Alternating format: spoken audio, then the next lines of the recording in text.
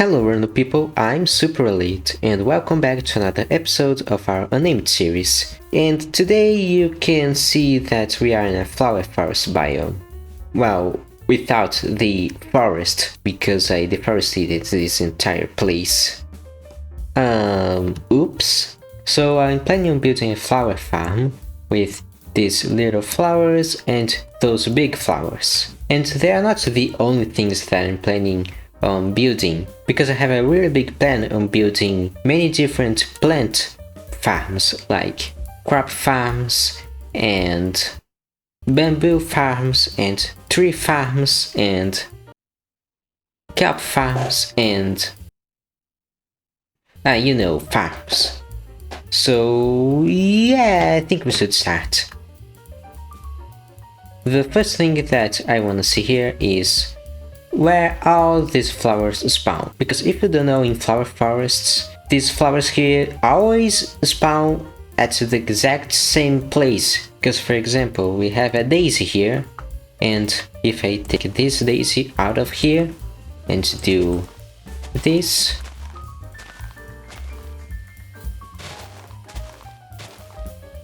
yeah, it's gonna take a while. So as you can see, the flower that spawns here will always be a daisy and never any other flower. Yeah, I just have to find what is the best place to put the farm, if not farms. Okay, so I've marked every area where we can get a specific type of flower. So there we have that flower, and there we have that flower, there, and there. So I don't exactly remember all of the names of the flowers that I have here. However, I can't get every single flower from this biome because, well, for example, the blue flower there, I can't get it because it's too far away from this area, and even if I tried to make a farm there, I have the problem that right in that area I have the slime farm, so it would be pretty hard to make a flower biome just near the slime farm. So I guess we have 1, 2, 3, 4, 5, 6, 7, and counting with that one in the plains biome, we have 8, and maybe one specific farm for the big ones. Oh yeah, you might also be wondering what the hell that thing is. So this is a mark that I put to know where the corridor in my underground lab is, so it's easier to decide where I can put the flower areas. Well, anyways, all I have to do now is get the coordinates of the areas and just dig underground where I can find them. And I can just make the farms there. It's gonna be really easy. Oh yeah, by the way, I forgot to tell you, but I also can't farm this flower because of a stupid reason. So you saw that those two flowers were here, and by logic, they should be the ones to appear here when I bone meal this place. However, they don't have an area, they just appear in the flower biome, and when you take them out, just the flower of that area appears and not this one, which is really stupid. I mean, why don't make an area for this flower in specific? Why?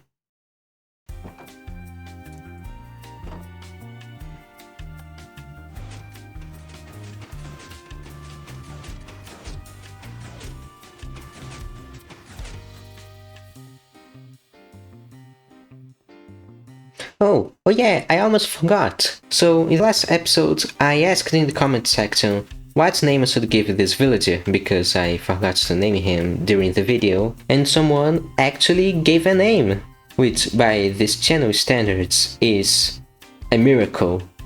And yeah, so the name that was chosen to you was Billy. So, oh, wait a second. Okay, your name is now Billy. Hello, Billy, and thanks to Overdue6173 for this. Well, I can't say this is a wonderful name, it's one of the most generic names I've ever heard of. But yeah, it's still a name, so thanks! Well, anyways, let's continue working on our flower farm. And here are all the flower areas that I could find here. So you might have realized that the areas here are not exactly the same as the ones up there.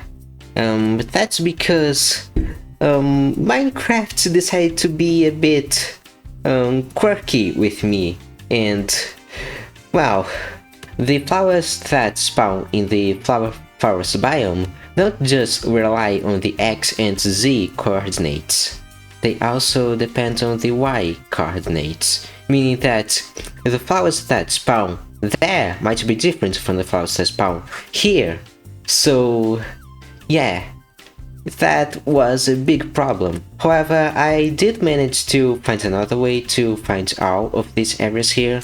I created another world with the same seed as this one, and I can just say that it was way easier than doing whatever I was doing there. So yeah, you can see that I made the daisy area, the tulips area, and the allium area, and the azure bluet area. And I also made the test to see if it was really true that the y-axis changes the flowers that spawn. So you can see that we have an allium here, we also have an allium here in the same y coordinates, and if we go all the way up here, you will see that we don't have an allium here, meaning that yes, the y coordinate changes the flowers that spawn. That's wonderful, and you know, that also means that I've spent a bunch of bone meal for nothing. Well, anyways, I guess we can go back to our actual world. Okay. This is, oh, okay. I guess, oh, okay, we're back. So, of course, what I have to do now is I have to build all the mechanisms that are gonna spawn the flowers with bone meal, probably under this block.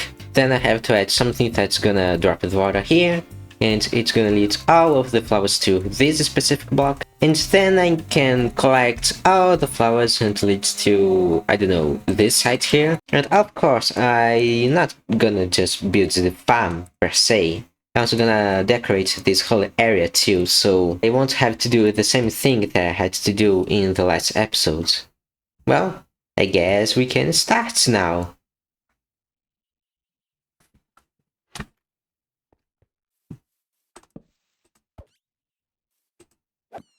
How did it survive the first swing? Oh well, yeah, we can start the time lapse.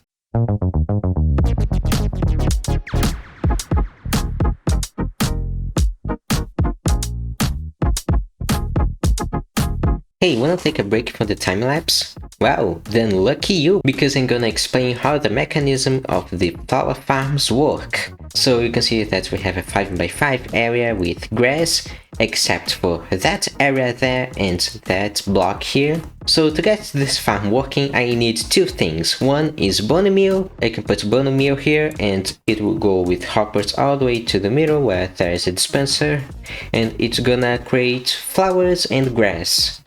And here is the water that's gonna be activated with this. And this is a timer that I've built, and it's gonna activate this. So this repeater has to be on level 4 because otherwise this machine is not gonna work. And we have a level 4 and a level 1, and this level 1. So this redstone is first gonna activate the dispenser with the bone meal, and it's gonna create flowers and grass, and then it's gonna activate the piston, and it's gonna activate this observer, and it's gonna activate the dispenser with the water, and then it's gonna activate again when this piston retracts, when this redstone turns off. So yeah, this is how the flower farm works. And yeah, let's continue.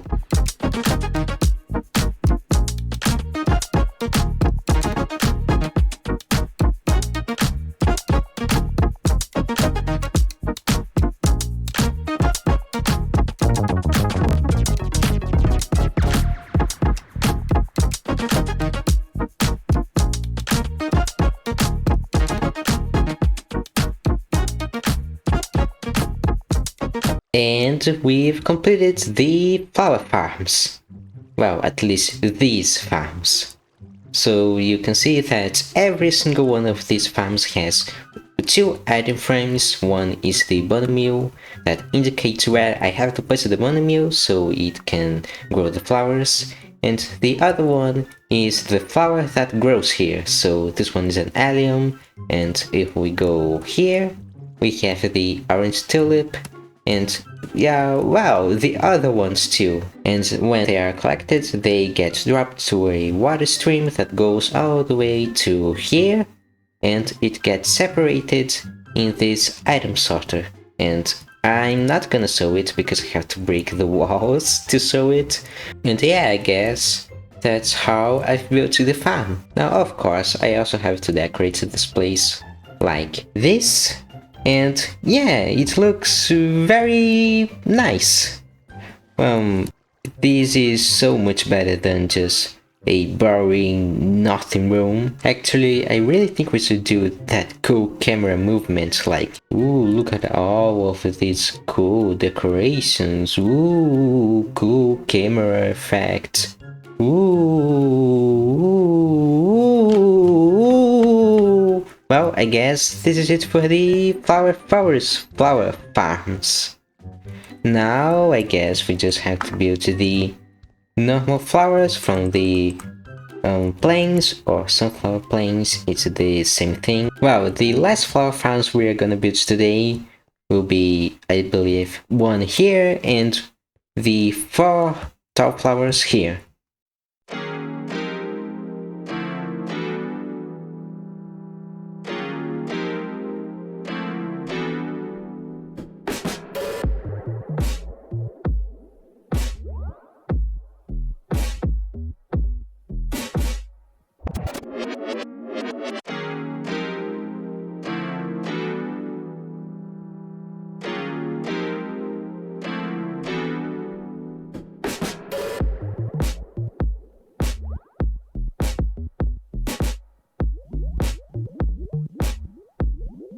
And you go here, and you go here.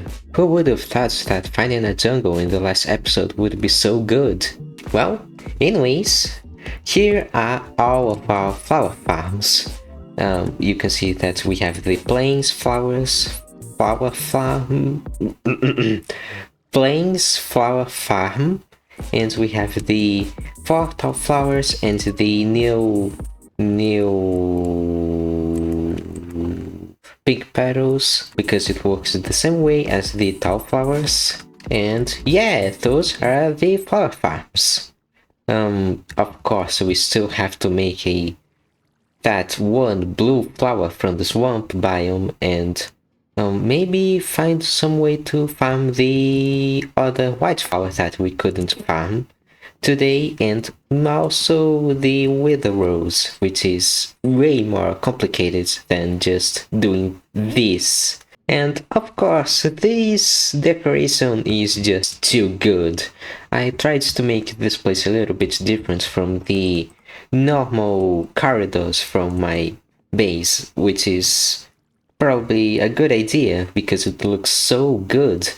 And the barrels, the tables, even the trees that are different, I really like them. I could build other farms too, such as the crab farms, or the, I don't know, kelp and bamboo, but I already am 1 week behind my schedule, so I really have to post a video now. So I guess all of those farms that I just said are gonna be for another episode, or episodes, because I'm pretty sure I'm not gonna build all of them in a single... Oh, I can see through glass. That's neat.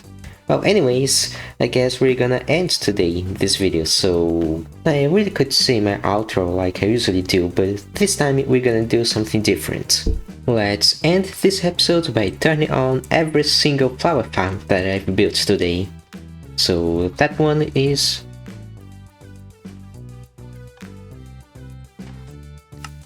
And yeah, I hope this doesn't lag my game that much.